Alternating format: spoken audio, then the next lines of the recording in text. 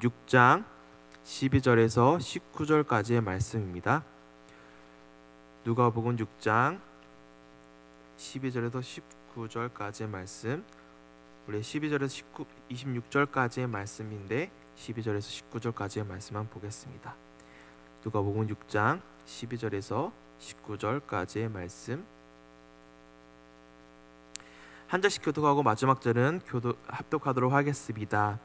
이때 예수께서 기도하시러 산으로 가사 밤이 새도록 하나님께 기도하시고 말끔히 그들을 부르사 그 중에서 그를 택하라 하셨으니 곧 베드로라고도 이름을 주신 시몬과 그의 동생 안드레와 야고보와 요한과 빌립과 바돌로메와 대와 도마와 알페오들 야고보 셀로시나 시몬 야고보의 아들 유다와 예수를 파는 자들 가룟 유다라.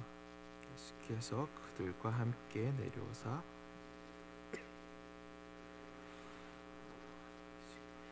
듣고 병 고침을 받은 때 사방과 예루살렘과 시돈의 해안으로 온 백성이 있더라.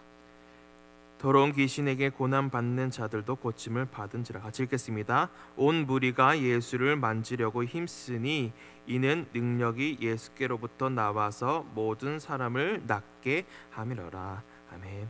다시 기도하도록 하겠습니다.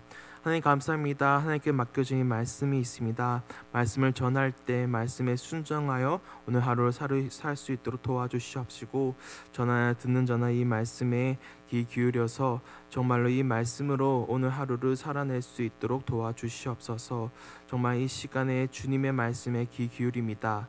주님, 우리에게 들려주시옵시고 그 말씀을 통해서 정말로 하나님께서 뜻하시는 바대로 살아낼 수 있는, 우리가 이겨낼 수 있는 오늘 하루를 살 수 있도록 도와주시옵소서. 감사합니다. 예수님의 이름으로 기도드립니다. 아멘. 본문은 예수님이 12사도를 부르는 것과 4가지 복과 화에 대해서 이야기합니다. 이 본문은 작게는 안식일 날에 있었던 분쟁 뒤에 나오지만 조금 더 확장시켜 보면 예수님이 성령을 받은 이후의 사건이 전개되면서 수많은 바리새인들의 견제와 시기를 받아오는 상태입니다. 예수님이 안식일에 손 많은 사람을 고치십니다. 그 사건으로 바리새인들과 논쟁을 펼치다가 분노를 샀습니다. 그리하여 예수님은 그 자리를 떠나 산으로 가서 기도합니다. 논쟁을 걸어온 바리새인들은 정작 무엇이 가장 중요한지 모르고 있는 것 같습니다. 하나님께서 택하신 민족의 가장 중요한 부분을 놓쳐서 예수를 반대하고 있는 것입니다. 유대교 지도자들은 예수를 반대하는 것을 선택했습니다. 그러나 마른 손이 온전히 회복된 사건은 하나님이 예수가 누구신지 밝혀 보여주는 사건입니다. 바로 안식일의 주인은 예수 그리스도이십니다. 하나님께 성령을 받은 예수님입니다. 하나님께 성령을 받은 예수님은 그들의 생각을 다 아시고 산으로 가서 기도하십니다. 예수님의 모든 것을 다 알고 미리 행동합니다. 예수님이 성령을 받고 난 후에 모든 사역 가운데 하나님이 함께 하고 있다는 것입니다. 그런 예수님도 이 땅 가운데 살아갈 때 가장 먼저 하는 것이 있었습니다. 바로 하나님께 기도하는 것입니다. 예수님은 산에서 밤새도록 하나님께 기도합니다. 하나님과 밤새도록 오랫동안 깊이 대화를 나눕니다. 그리고 날이 밝아오자 제자들 중에 12명을 뽑아서 사도로 칭합니다. 사도들을 누가 선택하셨습니까? 성경에 나타난 분명한 사실은 예수님이 밤을 새워가며 하나님께 기도하였다는 것입니다. 그 이후에 날이 밝아오자 제자들을 부르시고 그 중에서 12를 사도로 칭하신 것입니다. 이것은 예수님이 밤새도록 기도하신 결과입니다. 예수님이 하나님께 기도하여 12사도를 세우신 것은 하나님의 계획을 따른 것입니다. 하나님의 계획을 순종하신 것입니다. 그럼 사도를 뽑은 이유가 무엇일까요? 무엇입니까? 이것은 사도라는 뜻을 알면 알 수가 있습니다. 사도는 헬라어 아폴로톨로스인데 이 단어는 12 제자들에게 예수님의 권위가 부여된다는 의미로 사용된 칭호입니다. 사도라는 표현은 파송하는 주체인 예수님의 권위를 강조하고 동시에 예수님으로부터 임명받은 것이므로 제자들의 권위도 강조합니다. 히브리어로 사도는 샬리아흐이며 보내진 자라는 뜻이 있습니다. 즉 보낸 자와 보냄받은 자 사이의 관계가 이 사도의 핵심입니다. 그럼 사도는 누가 보내셨다는 것입니까? 바로 하나님입니다. 그리고 예수님은 12 제자들을 선택해 이들을 사도로 불렀습니다. 칭하셨다는 것입니다. 예수님께서 택하셨다는 것이에요. 가룟 유다를 제외한 사도들은 예수님의 기도 습관을 따라 기도를 하였습니다. 초대교회 당시 모든 일을 정할 때 예수님께서 하셨던 습관대로 밤새서 기도하였었습니다. 예수님께서 이들을 택하셨고 이들은 엄청난 권위가 부여되었습니다. 예수를 반대한 사람들은 서로 의논하며 예수를 반대하는 길로 나아가기 시작합니다. 반면에 밤새워 기도한 다음 예수님에 의해서 위임된 핵심 그룹을 형성하기 위해 예수님은 다소 평범한 사람들인 12 제자를 선택합니다. 그 12 사도들의 그 직업도 다양합니다. 예수님은 다양한 사람들을 불러 이 사람들을 통해서 하나님의 계획을 이루신 것입니다. 어떤 사람들은 예수께 나와왔지만 다른 사람들은 예수를 거부했습니다. 예수께 특별한 가르침을 받고 특별한 권위를 부여받은 그들은 목숨을 내걸고 평생 부활하신 예수님을 전하며 예수님을 위해 살았습니다. 바로 이들이 예수님이 택한 사도입니다. 이것이 사도로 부르신 이유입니다. 사도를 임명한 뒤에 산에 내려와 평지에서 제자들과 많은 무리들에게 말씀을 가르칩니다. 우리 17절에서 19절 말씀, 우리 6장 17절에서 19절 말씀 같이 합독하도록 하겠습니다. 예수께서 그들과 함께 내려오사 평지에 서시니 이 제자의 많은 무리와 예수의 말씀도 듣고 병고침을 받으려고 유대 사방과 예루살렘과 두로와 시돈의 해안으로부터 온 많은 백성도 있더라. 더러운 귀신에게 고난 받는 자들도 고침을 받은지라. 온 무리가 예수를 만지려고 힘쓰니 이는 능력이 예수께로부터 나와서 모든 사람을 낫게 함이로라. 아멘. 수많은 사람들이 예수에게로 몰려옵니다. 예수님의 소문에 사람들은 말씀도 듣고 또한 자기들의 병을 고치려고 사방에서 모여들었습니다. 예수님의 치유 사역은 계속해서 많은 사람들을 모여들게 하였습니다. 그리고 예수의 가르침에도 관심을 갖고 있습니다. 수많은 사람들이 예수께 몰려드는 것은 바로 그에게 예수 그리스도에게서 나오는 능력 때문입니다.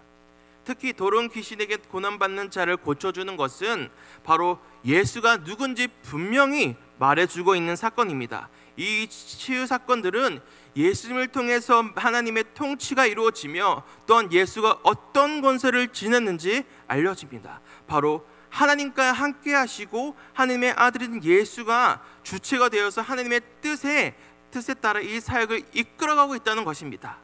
예수님은 하나님과 태초부터 함께 하셨고 사역 가운데 함께 동행하고 있습니다. 이 복음서 안에서 이끌어가고 있는 주체가 바로 예수 그리스도십니다. 성령과 함께하고 있는 예수 그리스도란 말입니다. 그분이 이끌어가고 계십니다. 그 이끄심에 따라가는 수많은 제자들과 사도들입니다. 예수님은 그들에게 4가지 복과 화에 대해서 이어서 이야기합니다. 우리 20절에서 23절 말씀 20절에서 23절까지의 말씀 우리 한 절씩 교독하겠습니다.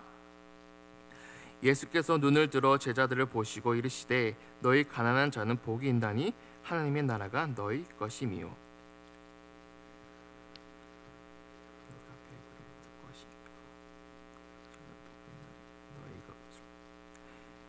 인저로 말미암아 사람들이 너희를 미워하며 멀리하고 욕하고 너희 이름을 악하다 하여 버릴 때에는 너희에게 복이 있도다.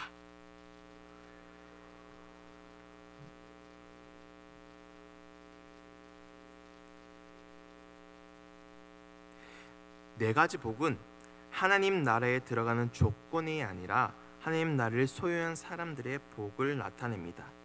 하나님 나라를 소유하고 하나님을 영접하고 정말 영접하고 뒤따르는 삶을 말해주고 있습니다. 하나님은 예수 그리스도를 통해 반응하고 예수의 붙드심에 예수의 돌보심을 신뢰하며 예수의 약속 안에서 안식하게 하십니다. 하나님은 예수 안에서 회개하는 모든 사람들을 의롭다고 하십니다. 복되다고 하십니다. 이 네 가지 복은 바로 은혜로 시작하고 있습니다. 왜냐하면 이 복은 바로 인자로부터 시작되기 때문입니다. 누가 이 영원한 복을 줄 수 있겠습니까? 누가 이 절망적인 상황 속에서 빛을 보게 할 수 있겠습니까? 오늘 본문 속에서 등장하는 제자들과 수많은 무리들은 가난하고 정말 사람들에게 손가락질을 받은 사람들도 있었습니다. 또한 일자리가 없어서 끼니조차 해결할 수 없는 사람들도 함께 있었습니다. 그들의 희망은 오직 예수님이었다는 것입니다. 경제적 문제나 사회적 여건 때문에 궁핍하고 정말 소외된 자들입니다. 만일 가난한 자들이 예수님 말씀에 긍정적으로 반응하였다면 그들은 하나님 앞에서 겸손한 사람이 됩니다. 세상은 가난한 자들을 복되다고 합니까? 그러기보다는 책임성이 부족하거나 게으르다고 평가할 것입니다. 그러나 가난한 자들은 복됩니다. 하나님 나라 그들의 것이기 때문입니다. 이 본문 속에서 가난한 사람들은 기쁜 소식을 전하러 오신 예수께 더 빨리 반응하고 있습니다. 이 말씀 속에 나온 가난한 자들은 자신들에게 전해진 기쁜 소식을 받아들였습니다. 하나님이 통치하신 나라에 들어갈 수 있게 된 것입니다. 그것이 복입니다. 현재 하나님 나라를 소유한 사실 하나로 정말 영원한 생명을 얻게 되었습니다. 예수님의 뜻에 순종하는 과정에서 궁핍해지고 소외된다고 하더라도 가난한 자들은 복됩니다. 가난 자체는 복이 아니지만 부한 자들에 비해 하나님을 더 의존할 수가 있는 것입니다. 세상에서 소외되기 때문에 하나님을 의존할 수밖에 없는 것입니다. 이것이 복입니다. 하지만 이들에게는 고난이 있다고, 이들에게는 정말 수많은 어려움이 있다고 예수님이 분명히 그 뒤에 말씀하십니다. 이 고난은 예수님 때문입니다. 이 모든 공격은 인자 때문입니다. 예수님 때문입니다. 다른 문제 때문이 아닙니다. 다른 문제 때문에 교회가 세상으로부터 질타를 받고 있다면 이것은 우리가 당연히 당하는 그런 고난과 그런 시련이 아니라 정말 교회가 세상으로부터 질타를 받고 있는 것은 어쩌면 우리가 어떤 하나님으로부터 잘못된 길을 가고 있는가 아닌가를 점검해 봐야 합니다. 인자로 인해서 사람들이 미워합니다. 인자로 인해서 사람들이 나돌립니다. 욕하고 버림을 당할 수도 있습니다. 이 모든 공격은 오직 예수로 인해서만 받아야 하는 것입니다. 예수님과 관계를 맺고 있기 때문입니다. 제자들이 예수와 관련되어 있기 때문입니다. 영원한 복은 무엇입니까? 누구에게 있습니까? 잠시 살고 있는 이 세상에 있습니까? 아니면 장차 예수의 제자들이 들어가게 될 곳으로서 영원히 지속될 하나님의 나라에 있습니까? 예수님의 제자들이 하나님을 의지하여 하나님을 위해서 살아가야 한다고 합니다. 부자들은 스스로 만족해하고 다른 사람들에 대해서 무관심합니다. 그래서 부자들은 이 본문에서 지금 위로를 받을 수 있지만 장차 진정한 위로를 받지 못한다고 말하고 있습니다. 사랑하는 성도님, 예수님의 제자들에게 이렇게 말한 것이 진짜 부자가 하나님의 나라에 못 간다고 한 것을 전하고 가르치기 위해서라고 생각하십니까? 그럼 반대로 가난한 사람은 하나님 나라에 들어갈 수 있는 자격이 있습니까? 하나님 나라에 들어가는 것은 공의입니다. 하나님 나라에 들어갈 수 있는 것은 공정합니다. 누군가에게 편협되지 않습니다.